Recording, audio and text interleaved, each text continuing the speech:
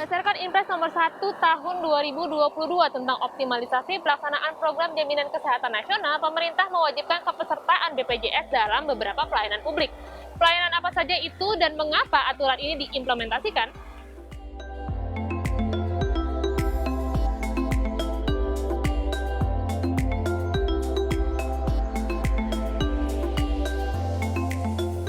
Sebelumnya, yuk coba kita tanya ke BPJS Kesehatan sebenarnya apa maksud dari Impres ini.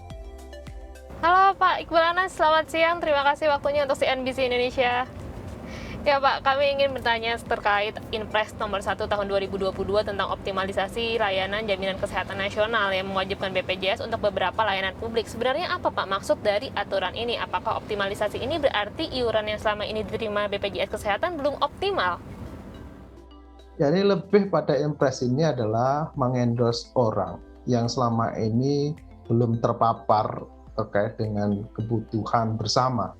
Karena jaminan kesehatan nasional ini kan tidak bicara tentang orang kaya bisa mampu untuk asuransi swasta sendiri, tetap diperbolehkan.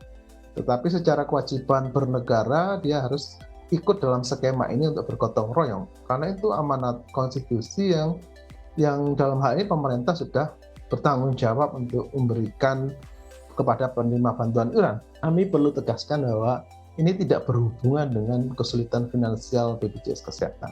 Karena BPJS Kesehatan alhamdulillah di tahun terakhir ini 2 tahun terakhir, sejak Juli 2020 tidak ada kegagalan kami bayar.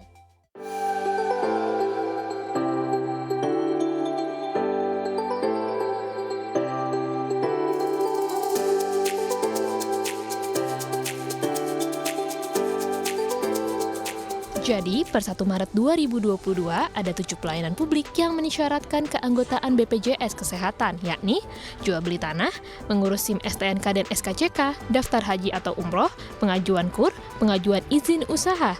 2 terakhir adalah petani dan nelayan, penerima program kementerian. Saat ini, keanggotaan BPJS Kesehatan baru mencapai 86,14%. Dengan diterapkannya kebijakan ini, diharapkan pada 2024, 98% penduduk akan terdaftar pada program jaminan kesehatan nasional. Jadi kalau dari kami, secara prinsip kami setuju, tetapi untuk penerapan dari Impres ini, mohon dipertimbangkan agar diberi tenggat waktu, ya, diberi grace period yang lebih lama. Apakah itu nantinya 6 bulan atau 1 tahun, ya, sekaligus sehingga masyarakat juga memiliki waktu yang lebih cukup ya untuk bisa mendapatkan sosialisasi dari pemerintah. Apalagi kondisi hari ini kan masih dalam kondisi pandemi COVID-19, ekonomi rakyat juga masih sulit ya, sehingga tidak sedikit dari masyarakat kita yang mungkin agak keberatan kalau tiba-tiba harus mengeluarkan uang untuk membayarkan iuran BPJS satu keluarga misalnya gitu ya.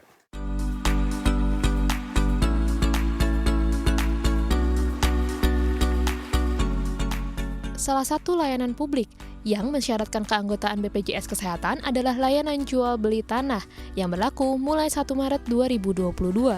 Bagaimana pendapat masyarakat pada kebijakan ini? Enggak sih, enggak setuju. Kenapa tuh Pak? Soalnya kan nggak ada hubungannya.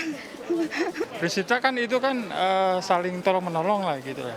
Itu ya bagus juga, tapi di sisi lain pada saat kita mengajukan BPJS juga perlu dipermudah juga gitu di masyarakat gitu. Saya sendiri juga setuju sih, karena kan itu memang untuk kita-kita juga. Nah, persoalan timbul nanti ketika masyarakat akan membuat akta jual beli atau bertransaksi, baik itu sertifikat horizontal maupun sarusur, yang belum punya, belum menjadi peserta aktif BPJS, kami kemarin sudah bekerja sama dengan BPJS wilayah Jakarta Selatan.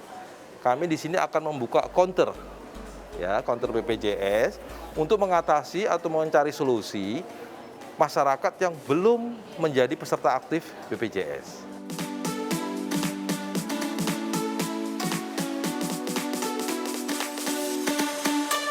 Nah, bagaimanapun semoga kebijakan baru ini tidak membebani masyarakat yang tengah berjuang menghadapi pandemi. Tim Liputan CNBC Indonesia.